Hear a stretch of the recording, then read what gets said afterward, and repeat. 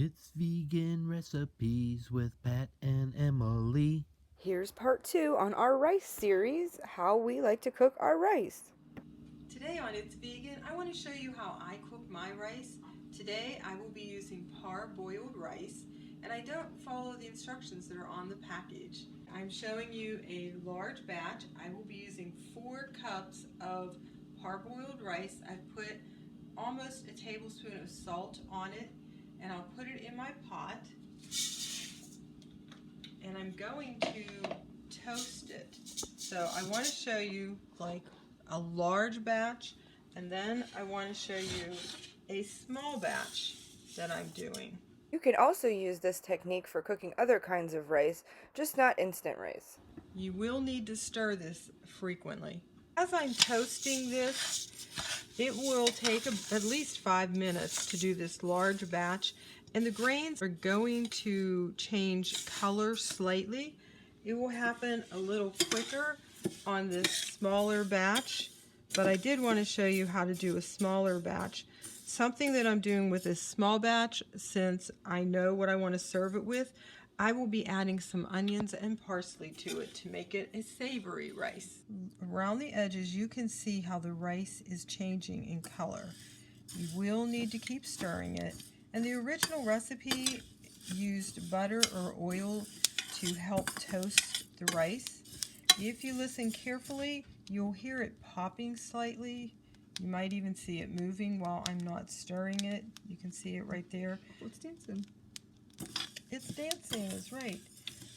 So this rice is close to being ready to add the onion, since I'm making this one savory. Some of it has toasted.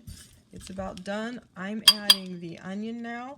This is probably 1/4 of a cup to a half, and probably about a teaspoon of dried parsley. I want the onion to also brown slightly, or at least start getting translucent. We also still have this larger batch of rice over here browning in this pot. Let's take a look in there. I don't have a spoon. Let's give it a shake. I think it needs a little more time. To this 1 cup of toasted rice, I am adding 2 cups of water. That's the ratio I use. Gotta watch, there's going to be some splashbacks.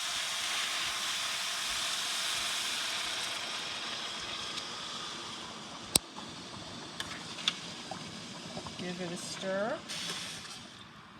Turn it down a little bit. I want it to come back up to a boil. Just want a little more boil on there. A little more, please be patient. I'm going to cover the rice, turn it down to a lower temperature where it just bubbles every now and then. Once you've put the lid on, leave it on for at least 20 minutes or until all the water is absorbed. A large pot of rice has browned, and I've added the water. I'm bringing it back up to a boil, and it will be following the exact same process I did with the smaller pot. 20 minutes. Take a look through the lid. You can see the water is absorbed.